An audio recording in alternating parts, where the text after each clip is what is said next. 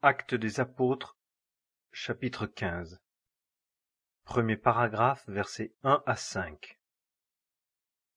Et quelques-uns, étant descendus de Judée, enseignaient les frères, disant: Si vous n'avez pas été circoncis selon l'usage de Moïse, vous ne pouvez être sauvés. Une contestation s'étant donc élevée et une grande dispute entre Paul et Barnabas et eux, ils résolurent que Paul et Barnabas et quelques autres d'entre eux monteraient à Jérusalem vers les apôtres et les anciens pour cette question. Eux donc, ayant été accompagnés par l'assemblée, traversèrent la Phénicie et la Samarie, racontant la conversion des nations. Et ils causèrent une grande joie à tous les frères. Et étant arrivés à Jérusalem, ils furent reçus par l'assemblée et les apôtres et les anciens. Et ils racontèrent toutes les choses que Dieu avait faites avec eux. Et quelques-uns de la secte des pharisiens qui avaient cru s'élevèrent, disant qu'il faut les circoncire et leur enjoindre de garder la loi de Moïse. Deuxième paragraphe, versets 6 à 21. Et les apôtres et les anciens s'assemblèrent pour examiner cette affaire.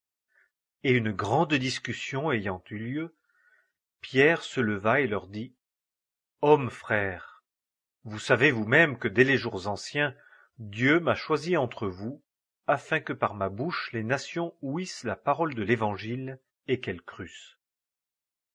Et Dieu, qui connaît les cœurs, leur a rendu témoignage, leur ayant donné l'Esprit Saint comme à nous-mêmes. Et il n'a fait aucune différence entre nous et eux, ayant purifié leur cœur par la foi. Maintenant donc, pourquoi tentez-vous Dieu, en mettant sur le cou des disciples un joug que ni nos pères ni nous n'avons pu porter? Mais nous croyons être sauvés par la grâce du Seigneur Jésus, de la même manière qu'eux aussi. Et toute la multitude se tut. Et ils écoutaient Barnabas et Paul qui racontaient quels miracles et quels prodiges Dieu avait faits par leurs moyens parmi les nations. Et après qu'ils se furent tus, Jacques répondit, disant: Hommes frères, écoutez-moi. Siméon a raconté comment Dieu a premièrement visité les nations pour en tirer un peuple pour son nom. Et avec cela s'accordent les paroles des prophètes, selon qu'il est écrit: Après ces choses, je retournerai et je réédifierai le tabernacle de David, qui est tombé, et je réédifierai ses ruines et je le relèverai, en sorte que le résidu des hommes recherche le Seigneur et toutes les nations sur lesquelles mon nom est réclamé, dit le Seigneur qui fait ces choses, connues de tout temps. C'est pourquoi, moi, je suis d'avis de ne pas inquiéter ceux des nations qui se tournent vers Dieu, mais de leur écrire qu'ils s'abstiennent des souillures des idoles et de la fornication et de ce qui est étouffé et du sang. Car Moïse, dès les générations anciennes, a dans chaque ville ceux qui le prêchent, étant lu dans les synagogues chaque sabbat. Troisième paragraphe, versets 22 à 29. Alors il sembla bon aux apôtres et aux anciens, avec toute l'assemblée, de choisir parmi eux des hommes et de les envoyer à Antioche avec Paul et Barnabas, savoir Judas, appelé Barsabas, et Silas, hommes d'entre ceux qui tenaient la première place parmi les frères. Et ils écrivirent par leurs mains en ces termes: Les apôtres et les anciens et les frères, aux frères d'entre les nations qui sont en Antioche et en Syrie et en Cilicie. Salut.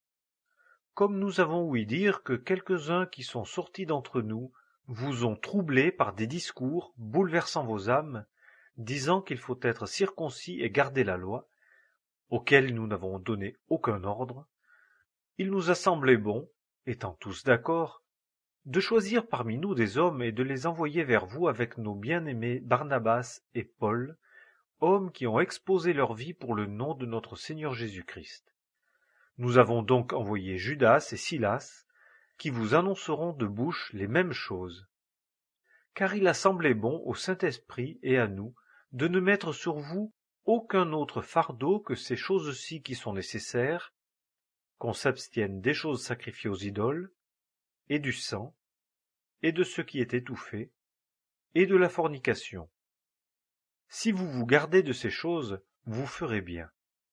Portez-vous bien. 4e paragraphe, versets 30 à 35.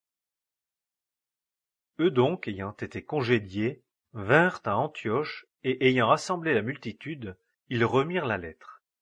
Et l'ayant lue, ils se réjouirent de la consolation. Et Judas et Silas, qui eux aussi étaient prophètes, exhortèrent les frères par plusieurs discours et les fortifièrent. Et après avoir séjourné là quelque temps, ils furent renvoyés en paix par les frères vers ceux qui les avaient envoyés.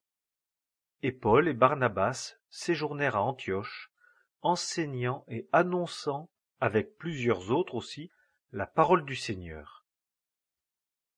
5e paragraphe, versets 36 à 41. Et quelques jours après, Paul dit à Barnabas, « Retournons maintenant visiter les frères par toutes les villes où nous avons annoncé la parole du Seigneur, pour voir comment ils vont. » Et Barnabas se proposait de prendre avec eux Jean aussi, appelé Marc.